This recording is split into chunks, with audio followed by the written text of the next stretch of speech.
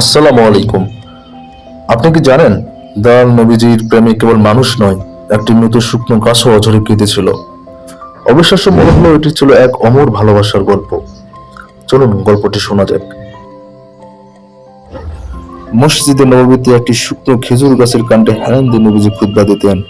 পরবর্তীতে যখন তার জন্য মিম্বর তৈরি করা হলো, নবীজি সেই পুরনো কাণ্ডটি ছেড়ে মিম্বরে গিয়ে দাঁড়ালেন।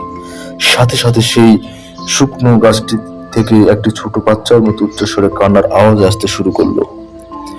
পুরো মসজিদে উপস্থিত সাহাবীরা সেই কান্নার শব্দ শুনে অবাক হয়ে গেলেন।